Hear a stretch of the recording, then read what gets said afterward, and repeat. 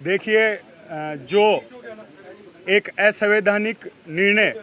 Speaker द्वारा लिया गया है, भारतीय जनता पार्टी के दबाव में लिया गया है, भारतीय जनता पार्टी की सरकार के दबाव में लिया गया है। कल भी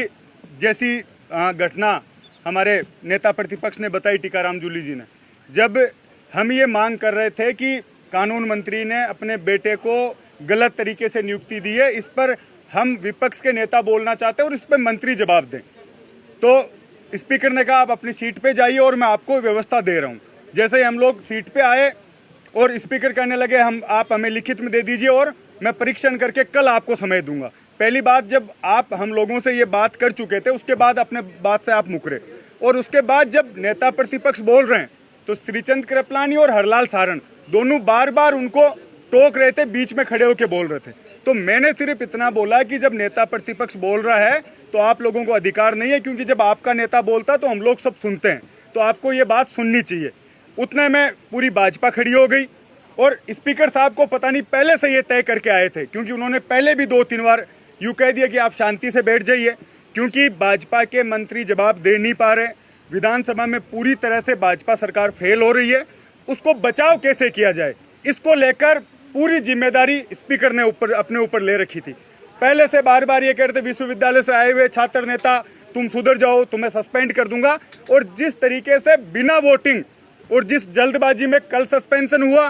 कल मार्शलों द्वारा जिस तरीके का बर्ताव हमारी महिला विधायकों के साथ, बुजुर्ग हमारे जितने भी विधायक थे उनके साथ किया गया, एक जैसे सड़क पर झगड़ा होता उस तरीके की नौबत सदन में आई।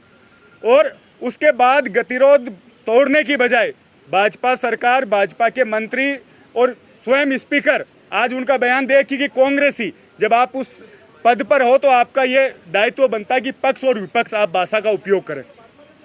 कांग्रेस ही है इस तरीके की भाषा बोल रहे हैं। तो ये जितनी भी चीजें घटी, और उसके बाद आज वापस से वो सुबह मुख्यमंत्री जी 10 बजे सदन में आते हैं, विधायक दल की मीटिंग लेते हैं और ये चाहते थे कि हम खड़े होकर माफी मांगे, मैं उठ के बाहर आ जाऊं। लेकिन कांग्रेस पार्टी, हमारे नेता